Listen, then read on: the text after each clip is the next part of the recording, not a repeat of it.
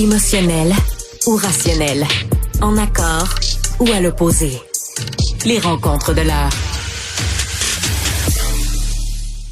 Affaires internationales, Stéphane Bureau, bon matin. Salut Mario, comment vas-tu? Je vais très bien.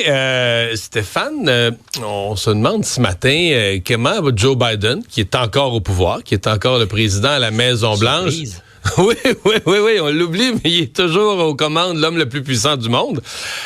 Comment est-ce qu'il peut aider Kamala Harris? Et entre autres, tu regardes ça de l'angle des affaires internationales. Est-ce qu'il peut encore poser des gestes qui donneraient une chance à Mme Harris?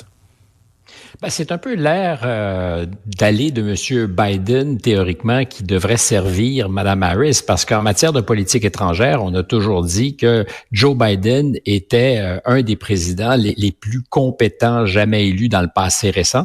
C'est quelqu'un qui avait passé une bonne partie de sa vie de sénateur sur le comité du Sénat des Affaires étrangères.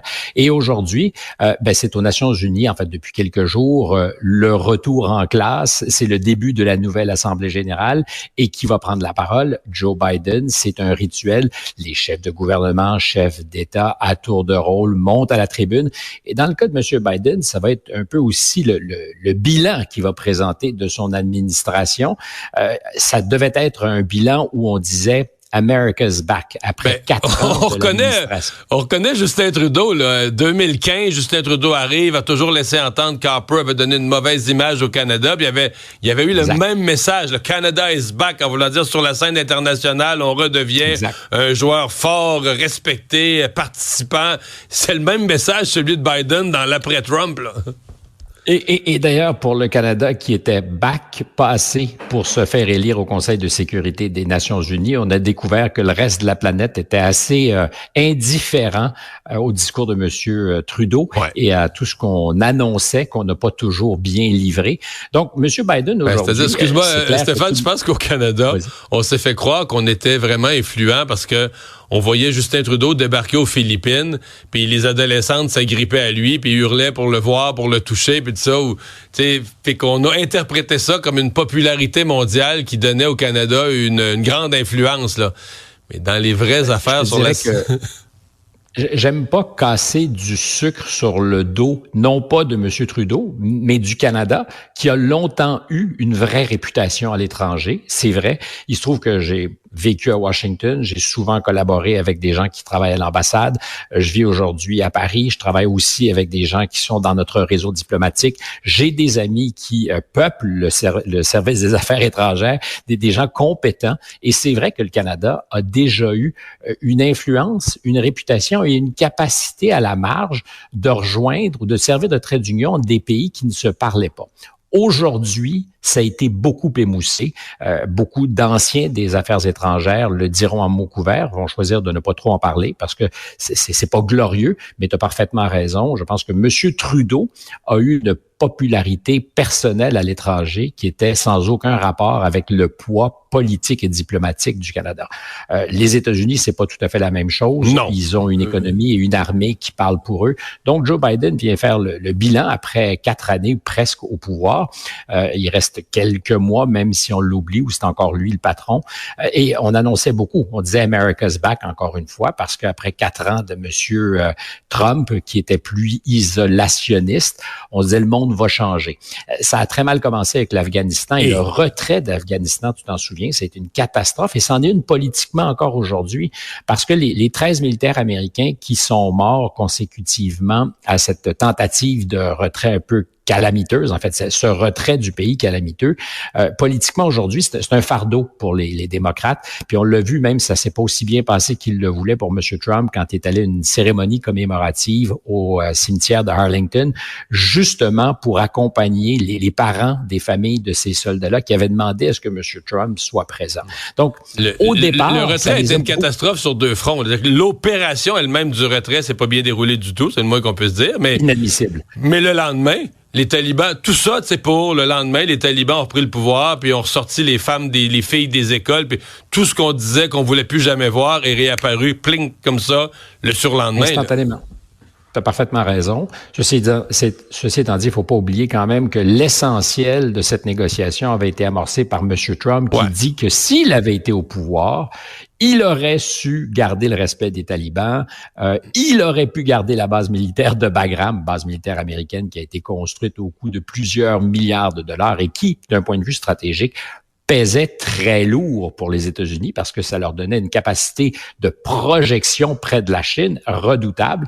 Ça a été perdu. Et au passage, c'est pas juste la base de Bagram qui a été perdue. On parle de milliards, sinon de dizaines de milliards de matériel militaire américain qu'on a laissé aux talibans sur place. Et qui aujourd'hui sont devenus parmi les plus grands vendeurs d'armes au monde parce qu'ils sont à vendre les équipements de seconde main américains qui ont été laissés derrière. C'est un peu odieux. Donc, de ce point de vue-là, disons que c'est un départ chancelant. Deuxième grande crise, c'est évidemment l'Ukraine. On n'a pas réussi à dissuader Vladimir Poutine. C'était depuis 2014, depuis que les Russes avaient repris la Crimée, une zone de tension. Monsieur Poutine l'a annoncé à plusieurs reprises. Si on n'arrivait pas à trouver une solution, il allait lui en trouver une. Alors, on a freiné l'offensive russe. À une époque, on pensait peut-être que Kiev allait tomber. Moi, j'ai jamais pensé franchement que l'objectif était de contrôler l'Ukraine parce que contrôler un pays comme l'Ukraine avec une population comme celle de l'Ukraine, ça demande pas 10, 20, 100, 200, 300 000 soldats, ça prend des millions de soldats. Je crois que l'objectif stratégique réel de la Russie a toujours été de faire main basse sur les provinces de l'Est et c'est ce qui est en train de se passer. Mais on nous a expliqué au départ, et c'était les débuts des manœuvres diplomatiques américaines, ça compte dans le bilan, que les sanctions économiques combinées à une résistance allaient faire tomber les Russes.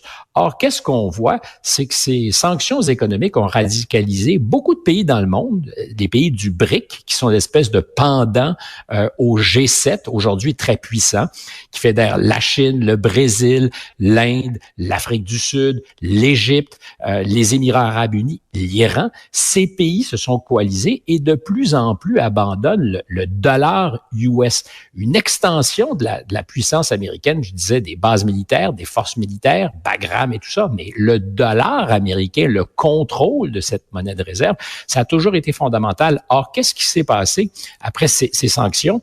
Ben, ça a fait que beaucoup de pays se sont dit, nous, nos actifs en dollars américains, on n'a pas envie de se les faire saisir. Est-ce qu'on a envie de commercer uniquement en dollars américains? Et consécutivement, c'est pas directement lié, mais il y a un déblocage diplomatique, appelons ça comme ça, entre des ennemis historiques, l'Iran et l'Arabie saoudite, sous la houlette des Chinois. Et ça, c'est vraiment un deuxième œil au beurre noir pour l'administration de M. Biden, qui avait, en arrivant, justement, dit M. Ben Salman, le patron de l'Arabie saoudite, on l'a à l'œil, mais on va être capable d'avoir des relations fonctionnelles avec eux. Or, non seulement c'est pas tout à fait vrai, parce que quand il s'est présenté en Arabie saoudite pour demander à ce qu'on réduise la production de pétrole pour faire mal aux Russes, là aussi, les Saoudiens l'ont regardé, se sont croisés les bras, puis ont dit « cause toujours, mon lapin ». Et ils ont été même snobés. C'est carrément le cas. Ils ont été snobés. J'ajouterais que l'Arabie saoudite, parce que la prochaine étape, ça serait de parler de Gaza, l'Arabie saoudite, quand le conflit a commencé à Gaza, a fait attendre Anthony Blinken, le théoriquement puissant ministre des Affaires étrangères, secrétaire d'État américain, l'ont fait attendre pendant des heures avant de rencontrer Ben Salman, juste pour montrer aux États-Unis, alors que commençaient les hostilités à Gaza avec les Israéliens, juste pour montrer que personne n'était pressé et que c'était plus vraiment eux qui collaient les shots dans la région.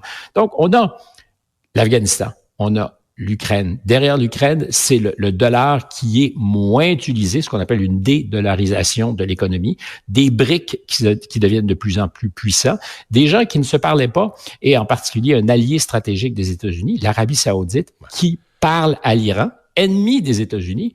Et là, 7 octobre, début de ce conflit qui était larvé, mais qui ne l'est plus. Et depuis ce temps, M. Biden a promis combien de fois qu'on était proche d'un cessez-le-feu? Puis là, aujourd'hui, 24 septembre, on est plus loin que jamais, là.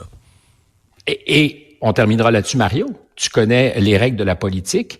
Combien de fois peux-tu mettre en danger ta réputation?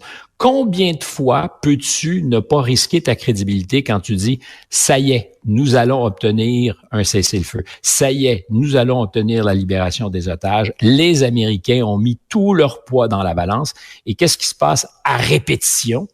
C'est le premier ministre Netanyahou qui regarde les États-Unis, fait littéralement un pied de nez et dit « Je me fous littéralement de ce que vous pensez. Vous serez toujours à nos côtés. Vous allez toujours livrer la camelote. » Je parle évidemment de l'aide militaire, de l'argent. Et la vérité, c'est que c'est vrai.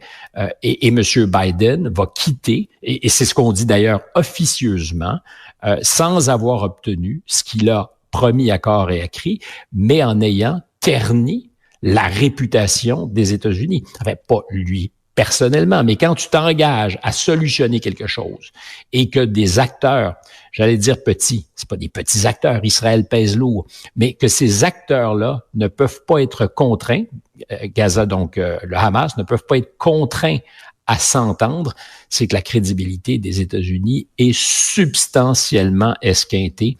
Aujourd'hui, aux Nations Unies, M. Biden va essayer de faire valoir que le bilan est positif et ça ne peut que compter, parce que c'est là que tu as commencé, pour Mme Harris, qui à ce jour n'a rien défini, n'a rien dit de ses ambitions en matière de politique étrangère. Et donc, on est obligé de se dire que la politique de Joe, ben c'est pas mal la politique de Kamala. Stéphane, merci beaucoup. Bye-bye. Mario, je suis désolé, c'était un peu le cours magistral, mais je pense que ça compte en ce moment. Très instructif. C'est une réflexion qu'on entend rarement. Salut, à demain, merci. Mario Dumont, à demain.